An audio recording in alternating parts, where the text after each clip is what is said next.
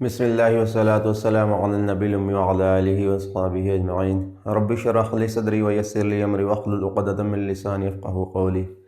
But आज जो हम टॉपिक स्टडी करने जा रहे हैं that is difference between AC generator and DC generator. ठीक है, एसी जनरेटर वाले टॉपिक में हमने ये डिस्कस किया था कि एसी जनरेटर और डीसी जनरेटर में स्ट्रक्चर वाइज और प्रिंसिपल वाइज कोई डिफरेंस नहीं है। प्रिंसिपल भी दोनों का एक ही है, स्ट्रक्चर भी बिल्कुल आइडेंटिकल होता है। सिर्फ एक डिफरेंस है कि यहाँ पर हम स्लिप रिंग यूज़ करते हैं, जबकि हम डीसी जनरेटर के अंदर स्प्लिट रिंग यूज़ करते हैं।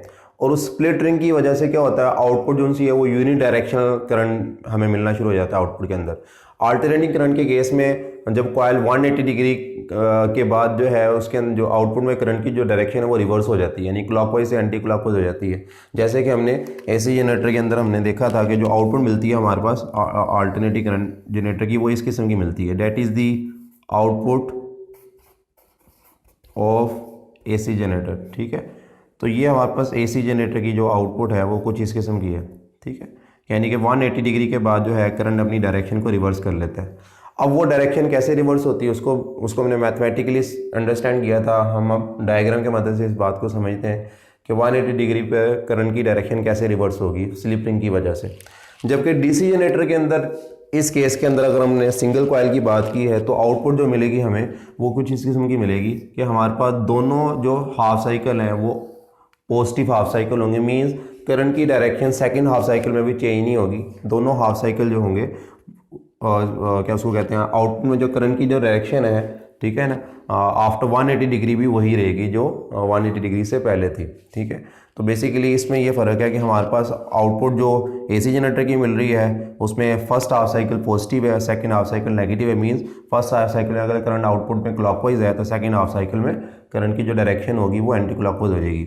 लेकिन इस केस में बोथ हाफ साइकिल में करंट की जो डायरेक्शन है आउटपुट के अंदर वो सेम रहती है। ठीक है, तो इसलिए ये बेसिकली हम यूनी डायरेक्शनल करंट है। ठीक है, यहाँ पे ये करंट यूनी डायरेक्शनल नहीं है बल्कि बाई डायरेक्शनल करंट अपनी डायरेक्शन को चेंज कर रहा है। अच्छा, अब ऐसा क्या हो गया कि उसके अंदर करंट की जो डायरेक्शन है वो आउटपुट में रिवर्स नहीं हो पाती। ठीक है, इसको अंडरस्टैंड करते हैं। सबसे पहले हम एसी जनरेटर को डिस्कस कर लेते हैं। अच्छा, सपोज करें हमारे पास ये स्लिप रिंग्स कनेक्टेड हैं। अब हमने कॉइल का जो एक पार्ट है उसको हमने रेड कलर से शो कर दिया है और दूसरा जो पार्ट है उसको हमने ब्लू कलर से शो कर दिया है। अब जो ब्लू पार्ट है ये ब्लू स्लिप रिंग से कनेक्टेड है, जो आगे ब्रश से कनेक्टेड हुआ है। इस तरह जो रेड वाला जो कंडक्टर है, रेड टर्मिनल कह लें कॉइल का, वो रेड स्लिप रिंग से कनेक्टेड है, जो आगे रेड ब्रश से कनेक्टेड है।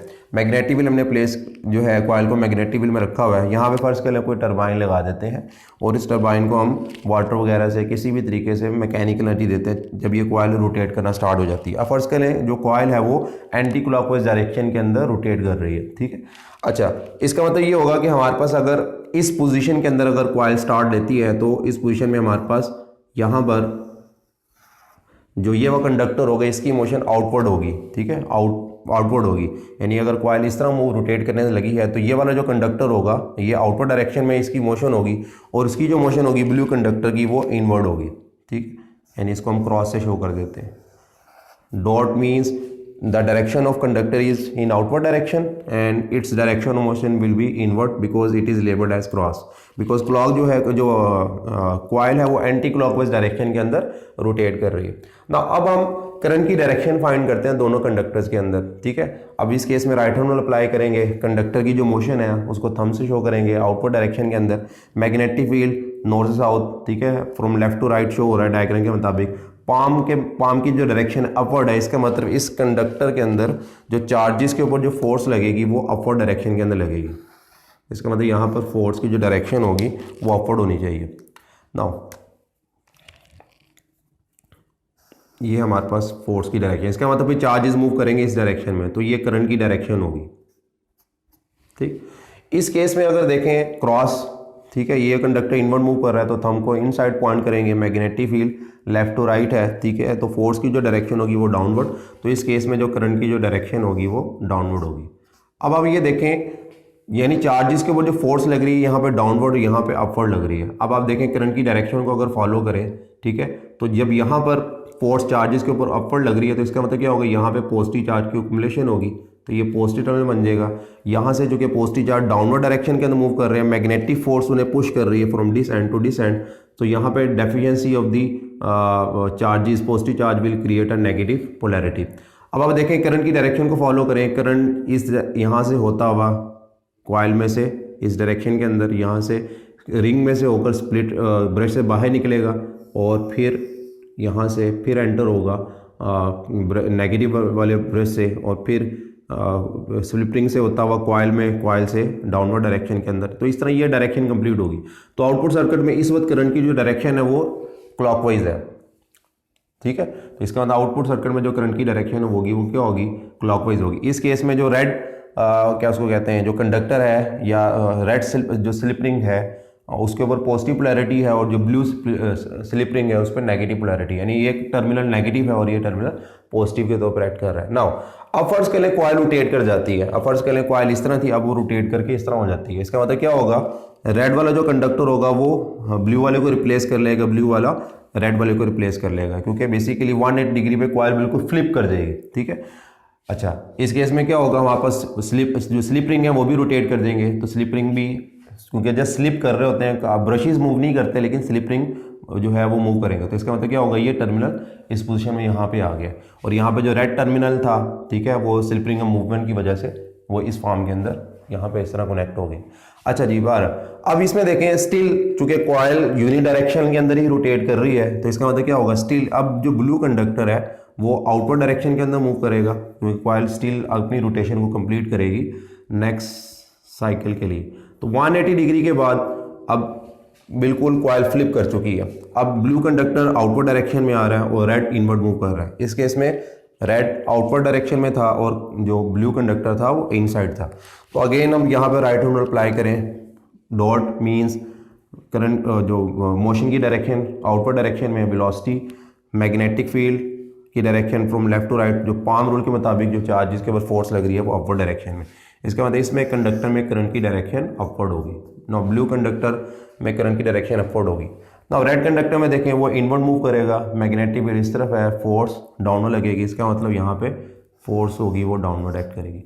अब आप देखें करंट की डायरेक्शन को फॉलो करें, जो फोर्स लग रही है वो इस कंडक्टर से अपवर्ड डायरेक्शन में लग रही है, तो इसका मतलब चार्जेस मूव करते करते ऊपर जाएंगे ब्लू की तरफ। अब रेड वाले से चार्जेस डाउनवर्ड डायरेक्शन में, फिर ऊपर पॉजिटिव चार्ज, अगर कन्वेंशनल करंट को फॉलो करें तो यहाँ पॉजिटिव चार्ज अकोमुलेट हो रहा है, जिसकी वजह से यहाँ पे पॉजिटिव पोलैरिटी क्रिएट होगी एट ब्लू ब्रश, और जो रेड वाले ब्रश के ऊपर नेगेटिव पोलैरिटी क्रिएट होगी। करंट की डायरेक्शन को अगेन फॉलो करें, करंट की जो डायरेक्शन है वो डाउनवर्ड और फिर ब्लू से बाहर। अब ब्लू से बाहर आ रहा है करंट और फिर ये एंटर हो रहा है नेगेटिव की तरफ, फिर स्लिपिंग में से होता हुआ डाउनवर्ड और स्लिपिंग से होता हुआ ब्रश के अंदर। अब आप करंट की डायरेक्शन को देखें कि अब आउटपुट के अंदर देखें करंट की पोलैरिटी 180 डिग्री के बाद क्या हो चुकी है, रिवर्स हो चुकी है। पहले करंट यहाँ पे क्लॉकवाइज था, अब एंटी क्लॉकवाइज हो चुका है, ठीक है। जो ब्रश पॉजिटिव पोलैरिटी दे रहा था अब वो नेगेटिव पोटेंशियल प्रोवाइड कर रहा है या नेगेटिव पोलैरिटी पर है, और जो नेगेटिव पोलैरिटी थी वहाँ पे पॉजिटिव पोलैरिटी। इसका मतलब क्या हो गया, आउटपुट के अंदर वोल्टेज या ईएमएफ ने अपनी पोलैरिटी को भी चेंज कर लिया है, जिसकी वजह से करंट की जो डायरेक्शन है आउटपुट सर्किट में वो चेंज हो गई है। यही वजह है कि हमारे पास हाफ साइकिल के बाद करंट यानी 180 डिग्री के बाद जो है हमें नेगेटिव साइकिल का मतलब ये है कि करंट अपनी डायरेक्शन को रिवर्स कर देता है। तो ये बेसिकली फिजिकली हमने देख लिया कि करंट जो है अपनी डायरेक्शन को 180 डिग्री के बाद कैसे चेंज करता है। तो अगेन अब नेक्स्ट जो है डीसी जनरेटर में ऐसा क्या होता है कि हम करंट की जो आउटपुट के अंदर डायरेक्शन है उसको रिवर्स होने से बचाते हैं, ठीक है। आमतौर पर डीसी जनरेटर जो है इतना ज़्यादा इस्तेमाल नहीं होते, बेसिकली एसी जनरेटर ही ज़्यादा इस्तेमाल होते हैं। लेकिन डीसी जनरेटर कुछ मिसाल के तौर पर अगर आपने अपनी कार की बैटरीज को चार्ज करना है, ठीक है, कार के अंदर जो है क्या उसको कहते हैं, जो हम एक छोटी डीसी मोटर लगा दें, ठीक है, जो बेसिकली मैकेनिकल कार ही की मैकेनिकल एनर्जी को यूज़ करते हुए आपकी बैटरीज को भी चार्ज करती चले जाए, ठीक है। तो इस केस के लिए क्या होगा, हम डीसी मोटर यूज़ करेंगे, बिकॉज अल्टरनेटिंग जो मोटर हो सॉरी एसी जनरेटर जो होगा वो बैटरीज को चार्ज नहीं करता, यानी एसी करंट बैटरी को चार्ज नहीं करता। हमें उसके लिए यूनि डायरेक्शन करंट चाहिए होता है टू चार्ज दी बैटरीज। तो वहाँ पर हम कार्स के अंदर हम डीसी जनरेटर को यूज़ कर सकते हैं, ठीक है, जो आप कार की ही कुछ एनर्जी यूटिलाइज करते हुए, ठीक है, मैकेनिकल एनर्जी को यूज़ करके उसको दोबारा से इलेक्ट्रिक एनर्जी में कन्वर्ट होगी। That unidirectional electric energy और direct current is use to charge the batteries, ठीक है। तो लेकिन ज़्यादा कॉमनली हम आमतौर पर जो जितनी अप्लाइंसेस हम घरों में यूज़ करते हैं वो बेसिकली एसी पे चल रही होती हैं। अल्टरनेटिव करंट के बहुत सारे एडवांटेज हैं जो हम चैप्टर नंबर 16 में देखेंगे कि why we use alternative current rather than direct current, ठीक है। नाउ अब आते हैं बात कि ऐसी कौन सी डिवाइस है, फ़र्क अब आप देख लें स्ट्रक्चर वाइज कोई ज़्यादा डिफरेंस नहीं है, सिर्फ यहाँ पे स्लिप रिंग को हमने रिप्लेस कर दिया स्प्लिट रिंग के साथ, जिसको कम्यूटेटर भी कहते हैं। नाउ स्लिप रिंग और स्प्लिट रिंग में क्या फ़र्क है? स्लिप रिंग ये स्लिप हो रहे हैं, जस्ट 2 रिंग्स थे यहाँ पर, अब हमें एक ही स्लिप रिंग लेना है। अब हम सिर्फ उसको क्या करेंगे, एक रिंग को 2 हिस्सों में डिवाइड कर देंगे। यानी मैं अगर इस स्लिप रिंग को 2 इक्वल हाफ्स के अंदर डिवाइड कर दूँ, नाउ ये जो रिंग होगा अब हमारे पास ये स्प्लिट रिंग कहलाएगा। Now it will be known as split ring. तो एसी जनरेटर और डीसी जनरेटर में सिर्फ इसी का फर्क है कि एसी जनरेटर में हम स्लिप रिंग्स यूज कर रहे हैं, यहां पर हम स्प्लिट रिंग यूज कर रहे हैं। स्प्लिट मीन कि आपने रिंग को स्प्लिट कर दिया, एक स्प्रिंग को 2 हिस्सों में डिवाइड कर दिया। नाउ अब हम क्या करेंगे, एक स्प्लिट रिंग का जो एक पार्ट था उसको आपने ब्लू कंडक्टर से कनेक्ट कर दिया और एक को हमने रेड कंडक्टर से कनेक्ट कर दिया, तो रेड टर्मिनल। तो ये वापस उसी तरह कॉइल की कन्फिग्रेशन है जो इस डायग्राम में थी, लेकिन सिर्फ स्लिप रिंग्स की जगह हमने स्प्लिट रिंग लगा दी है। अगेन ब्रशेस को रिंग्स के हमने कनेक्ट कर दिया, ठीक है। तो rings can freely move between the brushes, ठीक है। तो अब हम देखते हैं कि अब क्या होगा इस केस के अंदर। उसी तरह फर्ज कर लें मैकेनिकल फोर्स जो है वो टरबाइन को रोटेट करती है, जिसकी वजह से कॉइल एंटी क्लॉकवाइज डायरेक्शन के अंदर मूव करना शुरू हो जाती है। यहाँ पे जो रेड कंडक्टर है बेटे वो आउटवर्ड डायरेक्शन के अंदर मूव करेगा और ये क्या उसको कहते हैं ब्लू कंडक्टर इनवर्ड मूव करेगा, क्योंकि रोटेशन एंटी क्लॉकवाइज है कॉइल की। नाउ डॉट मीन्स करंट की डायरेक्शन बाहर की तरफ, मैग्नेटिक व्हील इस तरफ, राइट टू लेफ्ट, ठीक है। तो फोर्स की जो डायरेक्शन है अपवर्ड लग रही है, इसका मतलब यहाँ पे जो चार्जेस की जो मोशन होगी वो अपवर्ड डायरेक्शन के अंदर होगी, करंट की डायरेक्शन अपवर्ड। इस केस में कंडक्टर इनसाइड मूव कर रहा है, मैग्नेटिक व्हील right to left, force downward direction में होगी, ठीक है, क्योंकि ये एंड कॉइल का बाहर आएगा तो दूसरा एंड इनवर्ड मूव कर रहा होगा। तो इस केस में करंट की जो डायरेक्शन है वो डाउन। अब आप डायरेक्शन को फॉलो करें, करंट यहाँ से मूव करता हुआ यहाँ से निकलेगा, ठीक है। तो ये पॉजिटिव नहीं, क्योंकि यहाँ अक्यूमुलेशन हो रही है, यहाँ से करंट फ्लो करता करता इस ब्रश से एंटर होगा स्प्लिट रिंग से, यानी ब्लू वाले स्प्लिट रिंग से। अब यहाँ से करंट चूँकि एंटर हो रहा है सर्किट के अंदर, तो ये नेगेटिव टर्मिनल है, तो यहाँ से चार्ज मैग्नेटिक फोर्स भी उन चार्जेस को अगेंस्ट दी पोटेंशियल मूव करती है, जैसे कि बैटरी के अंदर होता है कि इनसाइड दी बैटरी करंट की डायरेक्शन नेगेटिव से पॉजिटिव होती है। तो बिल्कुल इसी तरह यहाँ पर लो से हाई पोटेंशियल की तरफ मैकेनिकल एनर्जी यूटिलाइज करते हुए जनरेटर चार्जेस को हाई पोटेंशियल की तरफ मूव कर रहा है। अच्छा, तो यहाँ से देखें अब करंट की डायरेक्शन हमारे पास आउटपुट सर्किट में क्लॉकवाइज है, ठीक है, यहाँ तक। अब होता क्या है, नेक्स्ट इंटरवल में जो ही करंट की डायरेक्शन चेंज होने लगती है, इस केस में क्या होता था, करंट की डायरेक्शन चेंज जब होती थी तो जो ब्लू कंडक्टर स्टील ऊपर वाले ब्रश के साथ कनेक्टेड है और जो रेड कंडक्टर है वो स्टील नीचे वाले ब्रश के साथ कनेक्टेड है। तो इसका मतलब क्या होगा, रोटेशन की वजह से इनका आपस में कनेक्शन चेंज नहीं हुआ। स्टील जो आफ्टर 180 डिग्री भी जो ब्लू कंडक्टर है वो स्टील अपर ब्रश से कनेक्टेड है और जो रेड कंडक्टर है वो स्टील जो है वो लोअर ब्रश से, यानी रेड वाले ब्रश से जो है वो कनेक्टेड है, ठीक है। इसका मतलब कनेक्शन जो उनसे है ना, रोटेशन से इनके कनेक्शन में फर्क नहीं आया, ठीक है। यहाँ पे लेकिन ऐसा नहीं होगा। यहाँ पे क्या होगा, हमारे पास ये स्लिप रिंग बने हुए, फर्ज कर लें हमारे पास इस तरह, तो ये स्लिप रिंग क्या कर जाते हैं, कॉइल के साथ रोटेट कर जाते हैं। इसका मतलब क्या होगा, अगर ये लेफ्ट वाला ये राइट वाला इस ब्रश से कनेक्टेड था, लेफ्ट वाला इस ब्रश से, तो आफ्टर 180 डिग्री रोटेशन ये स्प्लिट रिंग क्या करेंगे, अपना कनेक्शन ब्रशेस के साथ चेंज कर लेंगे, ठीक है। इसकी वजह से देखें अब क्या हो गया, अब हमारे पास जो रेड स्प्लिट रिंग है वो इस ब्रशेस के साथ कनेक्ट हो गया और जो ब्लू वाला है वो कनेक्ट इस तरफ हो गया। यानी जिस तरह कॉइल ने अपने आप को रोटेट कर लिया, स्प्लिट रिंग ने भी अपने आप को रोटेट करके ब्रशेस से कनेक्शन को चेंज कर लिया। अब इससे नतीजा क्या बनने वाला है, अगेन देखते हैं, ये आउटवर्ड डायरेक्शन में आएगा क्योंकि कॉइल अपनी रोटेशन को कंप्लीट करेगी। तो ये कंडक्टर आउटवर्ड डायरेक्शन के अंदर और ये इनवर्ड डायरेक्शन के अंदर। अब again right hand rule apply करते हैं, डॉट मीन करंट की डायरेक्शन बाहर। अब ब्लू कंडक्टर आउटवर्ड डायरेक्शन में आ रहा है क्योंकि 180 के बाद ब्लू ने रेड को रिप्लेस करना है और रेड उस तरफ चला जाएगा। ऊपर भी ऐसा ही हो रहा है, ऊपर क्या हो रहा है कि जो रेड स्प्लिट रिंग है वो ब्लू वाले की जगह चला गया, ब्लू रेड वाले की जगह आ गया। इसका मतलब फ्लिप कर रही है, जैसे कि कॉइल फ्लिप कर रही है, लेकिन यहाँ पे ऐसा कोई चेंज नहीं था। अच्छा, अब देखते हैं क्या होगा। करंट की डायरेक्शन और मोशन की direction outward, magnetic wheel north से साउथ, फोर्स अपवर्ड डायरेक्शन में लगेगी। तो यहाँ पे करंट की डायरेक्शन अपवर्ड और ये क्रॉस है तो क्रॉस मीन इनवर्ड, ये कंडक्टर क्योंकि इनवर्ड मूव करेगा, मैग्नेटिक फील्ड नॉर्थ से साउथ, फोर्स की डायरेक्शन डाउनवर्ड, तो इसका मतलब चार्जेस के ऊपर फोर्स इस कंडक्टर में डाउनवर्ड और यहाँ पे अपवर्ड। इसका मतलब चार्जेस यहाँ से मूव करके ऊपर की तरफ जा रहे हैं, तो यहाँ पे पॉजिटिव चार्ज की एक्युमुलेशन होगी। अब करंट की डायरेक्शन देखें आउटपुट सर्किट में, पॉजिटिव से नेगेटिव और नीचे। अब अगेन देखें कंडक्टर्स में करंट की डायरेक्शन रिवर्स हो गई है, ठीक है, जैसे कि एसी जनरेटर के अंदर हुआ। यहाँ पे करंट की डायरेक्शन ब्लू में डाउनवर्ड थी, रेड में अपवर्ड, यहाँ पे रेड में डाउनवर्ड, ब्लू में अपवर्ड, यहाँ पे रेड में उसी तरह ही फर्स्ट डायग्राम के मुताबिक रेड में डाउनवर्ड, ब्लू में डाउनवर्ड, रेड में अपवर्ड, ब्लू में डाउनवर्ड, रेड में अपवर्ड, ब्लू में रेड में डाउनवर्ड अगेन और ब्लू में अपवर्ड डायरेक्शन। यहाँ तक तो बात सेम है, लेकिन ऊपर क्या हो रहा है? ऊपर अगर आप देखें कि जो ब्रश पॉजिटिव पे है वो स्टिल अभी पॉजिटिव पोटेंशियल पर है और जो ब्रश नेगेटिव पे है वो स्टिल अभी नेगेटिव पे है।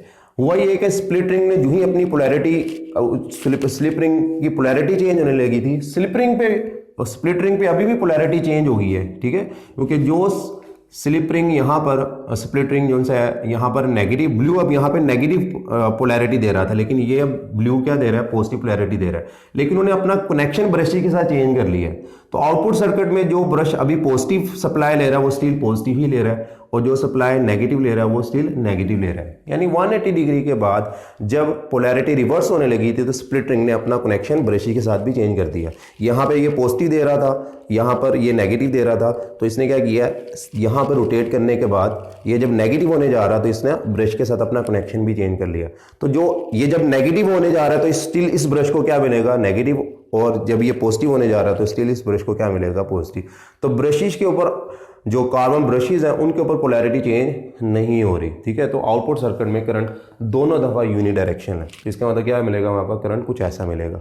अब ये करंट प्योर डायरेक्ट करंट नहीं है और बहुत सारी एप्लीकेशंस के लिए, बहुत सारी अप्लायंसेस के लिए ये करंट सूटेबल नहीं है, बिकॉज ये स्टिल अपनी वैल्यू को वेरी कर रहा है। It is not a uniform current. Direct current, pure direct current वो होगा जो अपनी वैल्यू को भी ना चेंज करे। डायरेक्शन तो प्रिवेंट कर दिया आपने चेंज होने से, ठीक है। तो आप इसके ज़रिए एलईडीज़ को चला सकते हैं, ठीक है, बैटरीज को चार्ज कर सकते हैं स्टिल, लेकिन फिर भी कुछ अप्लायंसेस के लिए ये ठीक नहीं है, ठीक है। हमें प्योर यूनिफॉर्म करंट अगर चाहिए तो उसके लिए अब आप इसके लिए क्या करते हैं, हम कॉइल्स, ज़्यादा कॉइल्स यूज़ कर लेते हैं डीसी जनरेटर के अंदर। तो फर्स्ट के लिए मैं 180 डिग्री के अंदर कॉइल यूज़ कर लेता हूँ, 2 कॉइल यूज़ करता हूँ और फिर हमें 2 ही स्प्लिट रिंग इस्तेमाल करेंगे। हर कॉइल के लिए अपना ही एक स्प्लिट रिंग का पेयर होगा। उस केस में क्या होगा, फर्स्ट के लिए दूसरी कॉइल 180 डिग्री के ऊपर है, जब एक कॉइल में करंट की वैल्यू 0 होगी तो दूसरे में करंट की वैल्यू मैक्सिमम होगी, ठीक है, क्योंकि 90 डिग्री से आउट ऑफ फेज है। और जब एक में कॉइल करंट की वैल्यू मैक्सिमम होगी, दूसरी कॉइल में करंट 0 हो जाएगा। जब इसमें 0 तो ये मैक्सिमम, और जब इसमें मैक्सिमम तो ये 0। ये 2 कॉइल अगर एक दूसरे के साथ 190 का एंगल बना रही हैं, ठीक है, जब एक कॉइल में करंट की वैल्यू 0 होगी तो दूसरे पे कॉइल में करंट मैक्सिमम होगा, और जब सेकंड कॉइल मैक्सिमम हो जाएगी तो फर्स्ट कॉइल में करंट की वैल्यू 0 होगी। इस केस में क्या होगा, हमारे पास देखें जो पल्सेस हैं, यानी आउटपुट के अंदर जो करंट के अंदर जो पल्सेस आ रही थी या फ्लक्चुएशन आ रही थी वो किसी हद तक रिड्यूस होगी, ठीक है। इसके ज़रिए हम मज़ीद अगर कॉइल यूज़ करेंगे ये फ्लक्शन मज़ीद कम, ये फ्लक्चुएशन जो है मज़ीद कम हो सकती हैं, ठीक है। फिर हम क्या कर सकते हैं, इनकी जो पीक वैल्यूज़ हैं उनको टैप कर लेते हैं, यानी कि जस्ट कोई ऐसा सर्किट लगा दें जो इनकी, यानी कि ये जब सुपर इम्पोज सिग्नल लें हम, ठीक है, जो इनकी जस्ट पीक वैल्यू को टैप करें, ठीक है। तो हम बेसिकली फ़िल्टर सर्किट यूज़ कर सकते हैं जो कि बेसिकली इन सारे इंडिविजुअल करंट्स को सुपर इम्पोज करके, ठीक है, उनकी जस्ट पीक वैल्यू को अपने अंदर से पास करने देंगे, ठीक है। तो इसकी वजह से यानी पीक वैल्यूज़ को अगर हम टैप कर लें तो will get a uniform direct current, ठीक है। तो डायरेक्ट करंट जनरेटर से आप यूनिफॉर्म डायरेक्ट करंट कैसे ले सकते हैं? By increasing the number of coils. Split ring के यूज़ से क्या हुआ, पोलैरिटी जो उनसी होगी वो चेंज नहीं होगी, आउटपुट में करंट की डायरेक्शन हमेशा सेम रहेगी। मैनी कॉइल यूज़ करेंगे तो उससे पल्सेस कम हो जाएंगी और आप सुपर, उसका जो सिग्नल है उसको सुपर इम्पोज करके उनकी जो पीक वैल्यूज उनको टैप करके आउटपुट सर्किट के अंदर यूनिफॉर्म करंट ले सकते हैं। होपफुल आपको ये डिफरेंस समझ में आ गया होगा कि एसी जनरेटर और डीसी जनरेटर अपने स्ट्रक्चर में उनमें कितना कुछ ज़्यादा डिफरेंस है, ठीक है, बहुत मामूली सा डिफरेंस है। स्लिप रिंग को हमने जस्ट स्प्लिट रिंग से रिप्लेस कर दिया। अस्सलाम वालेकुम व रहमतुल्लाहि व बरकातुहू।